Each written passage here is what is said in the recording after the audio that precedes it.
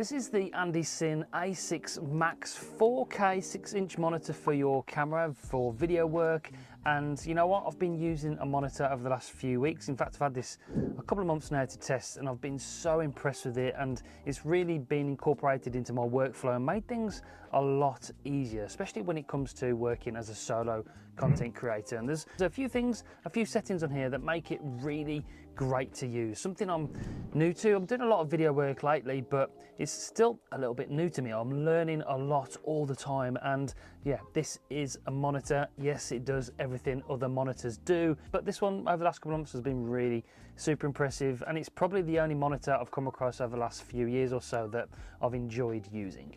So like I mentioned, it's got all the bells and whistles. It comes with everything you need in the box to get started. It comes with this L-shaped sort of bracket so you can rotate it, and that's something we'll get onto in a minute. We've got all the cables, the HDMI cable, we've got a USB-C to USB-A cable. It comes with a hood in the box, so if you're using this outside in bright sunlight, that helps with the glare on the screen. It just pops on there like that, and this bit is Velcro. That's really handy. It comes in a really nice quality box as well. We've got a nice sort of hard box, a zip there for all your cables and whatnot, and then it's got a elasticated band in there to keep it nice and protected. So if you're traveling with this, obviously you're going to be using this out and about in not just in the studio, but out and about in the field. And it comes with this cool little carry case as well. It comes with an F970 battery in the box, so you don't have to buy any power adapters or anything. It's got a really nice quality battery that you can clip in there. I've actually been using it with this F970 adapter, which plugs into a V-mount battery. I've got this whole Sony rig. I've just recently switched to the Sony ZVE1. I'm going to be doing a whole video on my cinema rig, including how I use this monitor further on with details and stuff, and how I built the rig out. So if you want to watch that video, make sure you do subscribe, press the bell so you don't miss any future uploads. Okay, so let me give you just a quick walk around the menu system, the touch screen, show you how it works, and have a bit of a closer look. Hopefully you can see in the camera above very clearly. So sort of just double tap on the screen, and then it gives you all the options here for waveforms. So you can have individual waveforms like RGB, yellow, YUV and off, vector, histogram, on, RGB, a 1 on, yellow, RGB 2, or you can just turn it off like so. Then we've got wave transmission, all these different settings, peaking color you can change.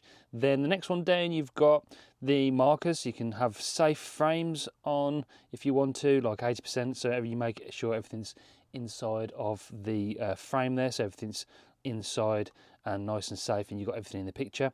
You've got this one here, which is you can change the aspect ratio, you can have anamorphic, you can flip the screen, you can go down to have freeze image, zoom on and off.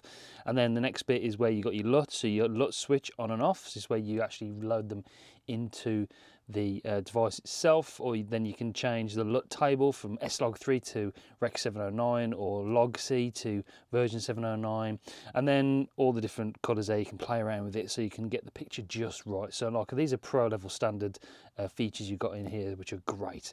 Then we can go into the settings. We can change all the different OSD times, volume. You can upgrade the USB, so this is upgradable over time as well, so you just plug it in and upgrade the recent firmware. And then F is where you program these F1 and F2 buttons here. Like I said, you can navigate the menu with these switches on the top as well if you don't want to use a touch screen, but the touch screen is like very responsive, nice and easy to use. It just works really well. So yeah, on the back you've got all the power options. You've got the battery that comes with it on there as well. You've got little mounting screws. You've got HDMI in and out if you want to use a pass-through. You've got DC 12 volt there.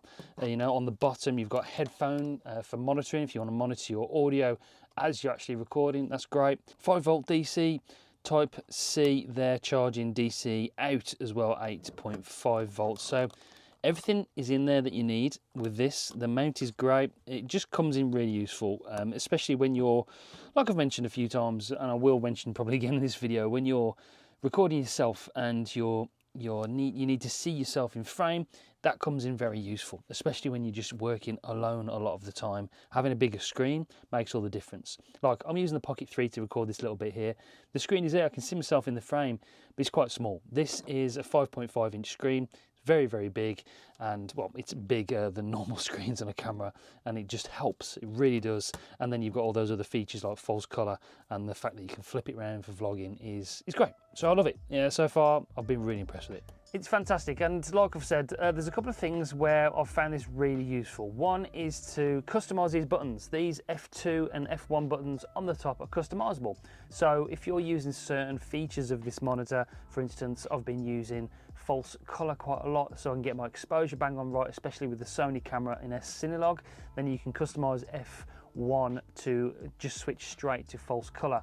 Another thing I do quite a lot is, because I'm a solo content creator, I want to see myself when I'm recording, and the screens, while fantastic, and the new ZVE1 does have a flip screen out, it's quite small, and when you're standing with like a 35mm lens or a 50mm lens, then it is quite a strain to see that you're in exposure, you're in frame on the little screen on the camera. So what I do is I flip this around on this included stand, and then I programmed F2 on the monitor to flip the image so it turns around, I'm all in frame, and I can see myself with this big 6-inch display on there. So those are the two really useful things that have come in clutch for me really over the last few months or so. By using this monitor, it really has made a difference to the way I film. I've found myself taking my big camera out rather than just shooting on, say, the DJI Pocket 3 or the Action 4 or the Insta360 Ace Pro. Instead of using those cameras, I've been tending to take my big setup out because I've got this monitor now.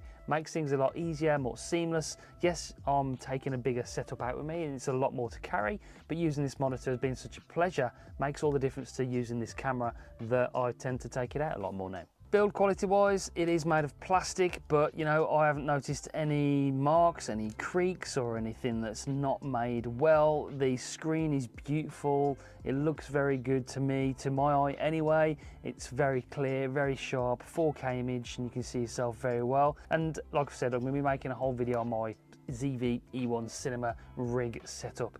Make sure you do stay tuned for that one, coming soon. So that is the A6 MAX. Really, really impressed with it. It's got a lot of features, everything you'd expect from a high quality monitor, and those features that I've found so far have come in really useful, made a huge difference to the way I shoot video for this channel. So that's the AndyCine. Go and check them out. If you do want to grab one, there will be a link in the description down below. That will be an affiliate link, but it's a great field monitor for your video camera. Fully recommended. Okay, that's it for this one. See you on the next one. Bye guys.